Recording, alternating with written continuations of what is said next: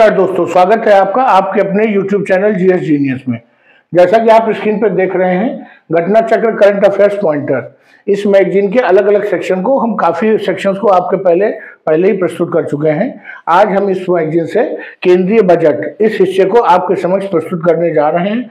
Budget से 2 से 4 question तो यूपीपीसीएस में तो जरूर 2 से 3 क्वेश्चन पूछे जाते हैं और बाकी परीक्षाओं में भी कभी कभी कुछ पूछा जाता है। तो आइए मित्रों, इससे पहले कि केंद्रीय बजट 2024-25 को हम शुरू करें, आपसे हमारी रिक्वेस्ट है कि हमारे चैनल को सब्सक्राइब कर लीजिए, जिससे कि इसी प्रकार की परीक्षा उपयोगी सामग्री आपको समय समय पर मिलती रहे।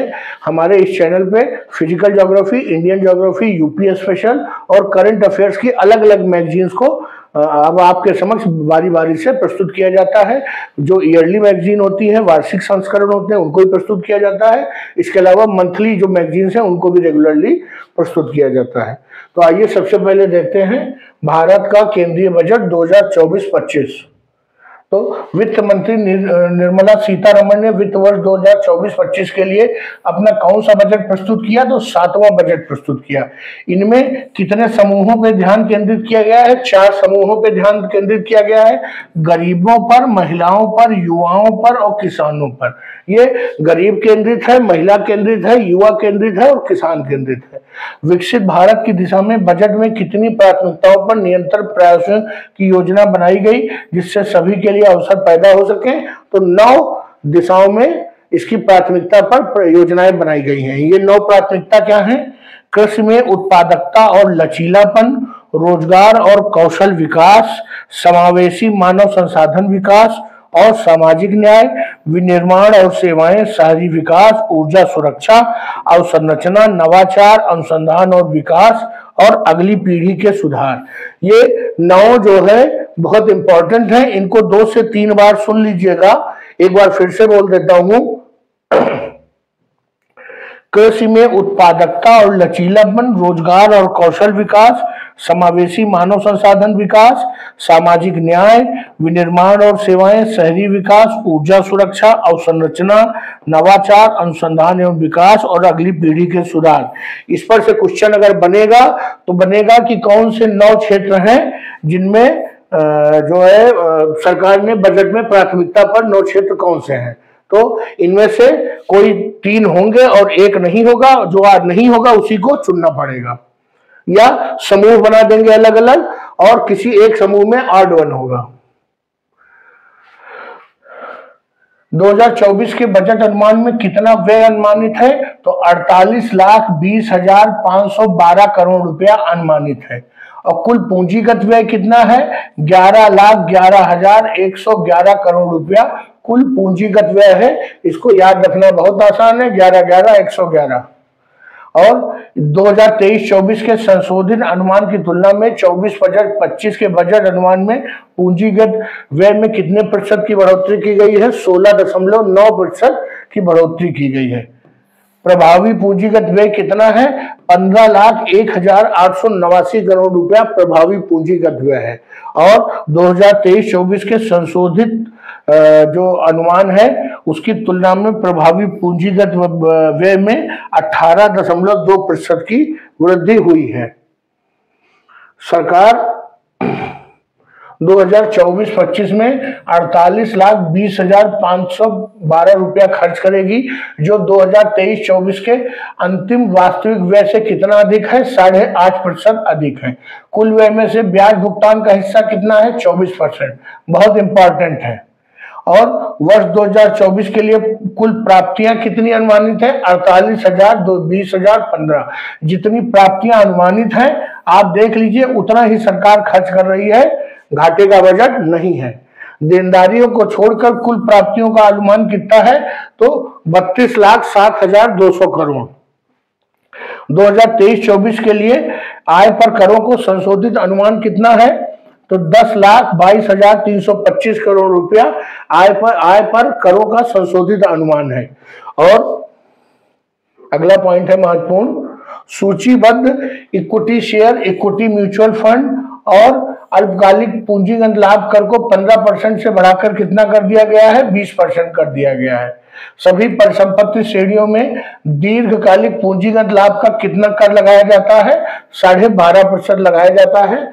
जो लॉन्ग टर्म जो है लाभ होता है उसमें किस कर को वित्त वर्ष से समाप्त करने की घोषणा की गई है 24-25 से, एंजल टैक्स को। 2024-25 में सरकार ने अनुमानित नाम मात्र जीडीपी वृद्धि दर कितनी निर्धारित की है, 10.5%। वर्ष 2024-25 में राजस्व घाटा कितना रहने का अनुमान है, जीडीपी का 1.8%। और राजकोषीय घाटा कितना रहने का अनुमान है, तो वो है 4.9%। किसका, जीडीपी का।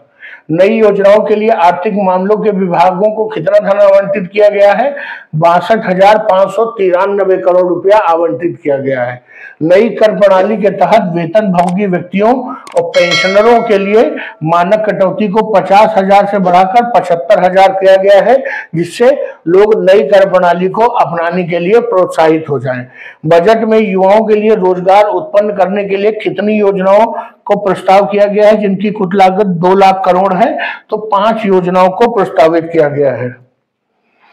इसमें जो पहली योजना है वो है कि नए कर्मचारियों जो ईपीएफओ में, प्रोविडेंट फंड ऑर्गेनाइजेशन में पंजीकृत हैं, उनको 15,000 तक एक माह का वेतन अलग मिलेगा। दूसरी योजना है पहले 4 वर्षों में कर्मचारी और नियोक्ता दोनों को उनके ईपीएफओ योगदान पे प्रोत्साहन मिलेगा। तीसरी योजना है सरकार नियोक्ताओं को ईपीएफओ योगदान के लिए 2 साल तक 3,000 रुपए प्रतिमाह की प्रतिपूर्ति करेगी। चौथी योजना है कि 5 साल की अवधि में 20 लाख युवाओं को कौशल प्रशिक्षण और 1,000 औद्योगिक प्रशिक्षण संस्थानों को हब और स्पोक व्यवस्था के तहत उन्नत किया जाएगा।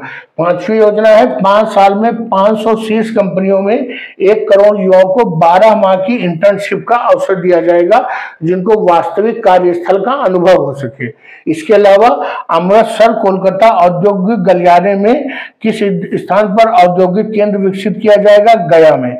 और विशाखापट्टनम चेन्नई औद्योगिक गलियारे में कोपरठी, इस जगह पर औद्योगिक केंद्र विकसित किया जाएगा। हैदराबाद बंगलुरु औद्योगिक गलियारे के मध्य ओरवाकल, ये आंध्र प्रदेश में है, इस स्थान पर औद्योगिक केंद्र विकसित किया जाएगा। मुद्रा लोन की तरुण श्रेणी की सीमा 10 लाख से बढ़ाकर 20 लाख कर दी गई है और उसको तरुण प्लस नाम दिया गया है। बिहार के किन मंदिरों को विश्व स्तरीय तीर्थ स्थल और पर्यटक क्षेत्र के रूप में विकसित किया जाएगा, तो गया में विष्णुपद मंदिर कॉरिडोर और बोध गया में महाबोधि मंदिर कॉरिडोर। वित्त वर्ष 2024-25 के केंद्रीय बजट में किस मंत्रालय को सबसे अधिक धन आवंटित किया गया है, तो रक्षा मंत्रालय को सर्वाधिक धन आवंटित किया गया है। ये कितना धन आवंटित किया गया है, तो 6,21,000 ये आवंटित किया गया है 6,21,940.85 करोड़ रुपया रक्षा मंत्रालय को इस बजट में धन आवंटित किया गया है। विभिन्न भाषाओं को हिंदी में और हिंदी से अन्य भाषाओं में अनुवाद करने के लिए सुविधा के लिए एक मंच के विकास के लिए केंद्रीय बजट में कितना धन आवंटित किया गया है, तो 56 करोड़ रुपया भारतीय भाषा अनुभाग की स्थापना के लिए ये आवंटित किया गया है। तो मित्रों, केंद्रीय बजट से जो मुख्य मुख्य पॉइंट्स है वो मैंने आपके समक्ष प्रस्तुत कर दिए हैं। और केंद्रीय बजट में से 1-2 क्वेश्चन जरूर आता है, इसमें कितना जीडीपी घाटा है, कितना आय है, ये सब चीजें जरूर आती हैं और इसको आप ध्यान से पढ़ लीजिएगा। छोटा सा वीडियो है 7-8 मिनट का, 10 मिनट का, उसको पूरा देखिए। चलिए मित्रों, वीडियो को समाप्त करते हैं। हमारा प्रयास अच्छा लगा हो तो वीडियो को लाइक करिए, चैनल को सब्सक्राइब करिए। धन्यवाद।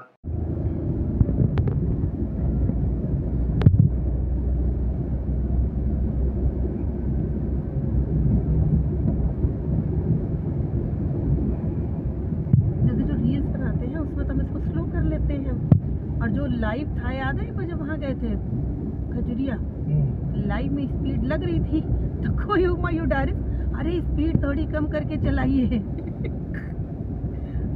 भी सही है।